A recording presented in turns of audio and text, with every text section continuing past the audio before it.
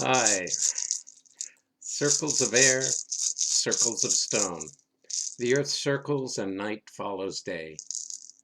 We bury our seeds and we bury our bones, while those sacred birds circle and pray. Today I want to share with you an experience I had back as a junior in college. It was 1968 or 69. I was at Stanford in the San Francisco Bay Area, and that time was the whole area was in the middle of political turmoil, anti-war protests, Black Panther protests, etc. And I was really into all of that.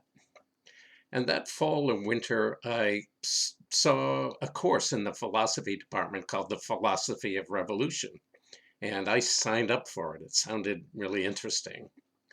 And the professor announced that the class would meet on Wednesday nights at his house in Half Moon Bay at 7 o'clock. And that was a good drive down the coast from Stanford. And it was even further from Berkeley, where I was living with my girlfriend in a house we shared with 3 or 4 other people. The professor was young.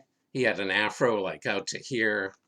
And he announced in the first class that we had one assignment, which is to work on and complete a paper on the philosophy of revolution.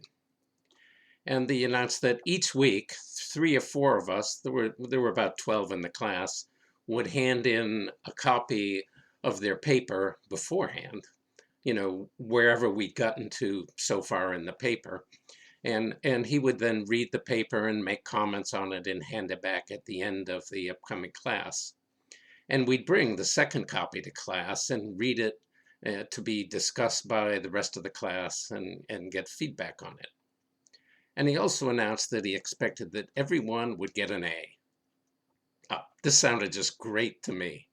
It sounded like awesome, easy.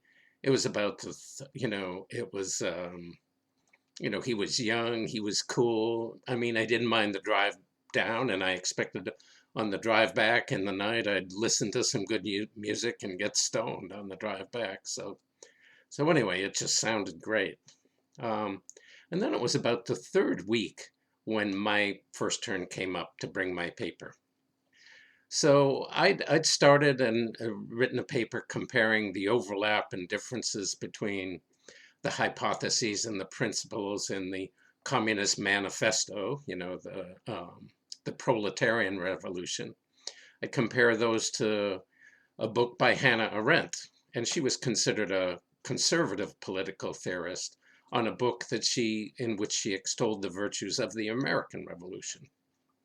So I brought my copy and read the paper in the class and heard all the other students' response.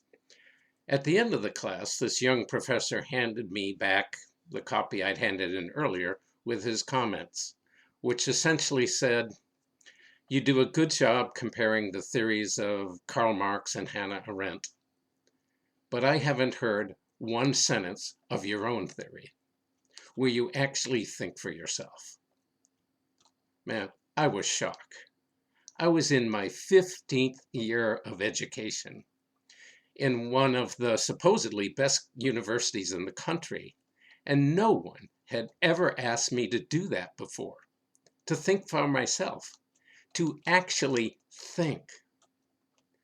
So up to that point, I had, like virtually everyone else, I'd always read what other people had said or written and just repeated that back on all the tests and essays. I was terrified. I had no idea what to do, but I knew I damn well better get some ideas really quickly. I worked my ass off in that class, a class where I was told right up front that I'd probably get an A. I worked my ass off more than I have in any other class in my life. And I wrote the best paper I'd ever written, whether in college or graduate school. And I am so grateful for that guy, Professor Wax. Grateful that he demanded that I learn how to think, to critically think, to think for myself and defend my position. And to be honest with you, I used to think once Once upon a time, I used to think that the point of a university was to teach people how to think. But I've learned that that's not what they teach in universities. They teach you what to think, not how.